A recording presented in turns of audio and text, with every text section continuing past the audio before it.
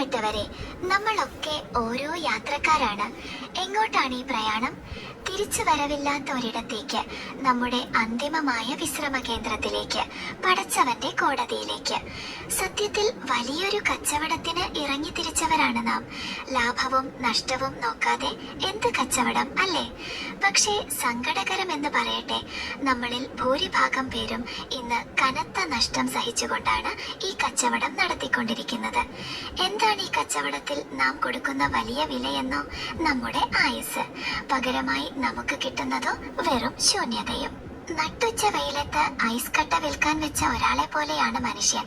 വാങ്ങുന്നവർ വേഗം വാങ്ങണേ, അല്ലെങ്കിൽ എന്റെ മുതൽ ഉരുകി പോവുകയാണ് എന്ന് വിളിച്ചു പറയുന്ന ആ കച്ചവടക്കാരന്റെ ഗതികേടില്ലേ? അതാണ് യഥാർത്ഥത്തിൽ നമ്മുടെ അവസ്ഥ. ഓരോ നിമിഷവും നമ്മുടെ ആയുസ് ഉരുകിത്തീരുകയാണ്. ഐഹിക ജീവിതം ഒരു വഞ്ചനയാണ്. മരുഭൂമിയിലെ മരീചിക പോലെയാണത്. ദൂരെ നിന്ന് നോക്കുമ്പോൾ ദാഹജലമാണെന്ന് തോന്നും, ഓടിയെത്തുമ്പോൾ ഒന്നും ഉണ്ടാവില്ല. എന്നിട്ടും ശാശ്വതമായ പരലോകത്തേക്കാൾ നാം സ്നേഹിക്കുന്നത് ഈ ദുനിയാവിനെയാണ്. ഇന്നത്തെ കാലത്തെ ഏറ്റവും വലിയ ദുരന്തം നമ്മുടെ തന്നെ